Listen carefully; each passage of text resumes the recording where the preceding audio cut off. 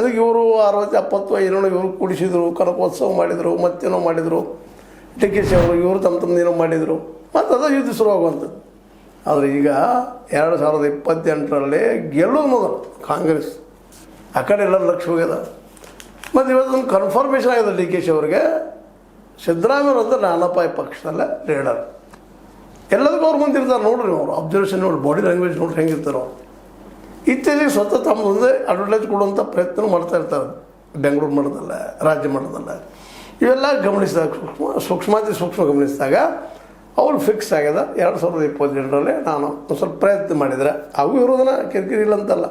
Party ಅನ್ನೋದು ಎಲ್ಲರಿಗೂ ಆಸೆ ಇರೋದನಲ್ರಿ, ಪ್ರತಿಯೊಬ್ಬರಿಗೂ ಆಸೆ ಇರೋದು, ಸತೀಶ್ ಜಾರಕಿಹೊಳಿಗೆ ಆಸೆ ಇರೋದು, ಅದ ನಂತರ ಅವ್ರು ಇನ್ನುಳಿದವ್ರಿಗೂ ಆಸೆ ಇರೋದು, ಖಂಡ್ರೆಯವ್ರಿಗೆ ಇರೋದು, ಮತ್ತೆ ಯಾರಿಗೂ ಇರೋದು, ನಮ್ಮ ಪರಮೇಶ್ವರಪ್ಪನವ್ರಿಗೂ ಇರೋದು, ಜೊತೆಗೆ ನಮ್ಮ ಮಲ್ಲಿಕಾರ್ಜುನ ಖರ್ಗೆ ಅವ್ರ ಮಗ ಪ್ರಿಯಾಂಕ ಖರ್ಗೆ ಅವ್ರಿಗೂ ಇರೋದು. ಯಾಕೆ ಆಗ್ಬಾರ್ದು ನಾವು ಅಂತೇಳಿ ತಪ್ಪೇನಿಲ್ಲ ಅದ್ರೊಳಗೆ.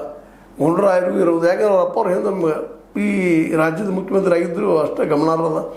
ಈ ಎಲ್ಲ ನೆರಗಟ್ಟಿನಲ್ಲೇ ನಮ್ಮ ಸಿದ್ದರಾಮಯ್ಯನವರು ಭಾಳ ಎಚ್ಚರಿಕೆಯಿಂದ ಮತ್ತು ಅಷ್ಟು ತಾಳ್ಮೆಯಿಂದ ಜೊತೆಗೆ ಜಾಣ್ಮೆಯಿಂದ ಉತ್ತರ ಕೊಟ್ಟಿದ್ದನ್ನು ಮುಂದುವರಿಸಿದ್ದಾರೆ. ಅದು 2028ರವರೆಗೆ ಇದ್ರ ಪ್ರಶ್ನೆ ಇಲ್ಲಪ್ಪ ನಮ್ಮಲ್ಲೇ.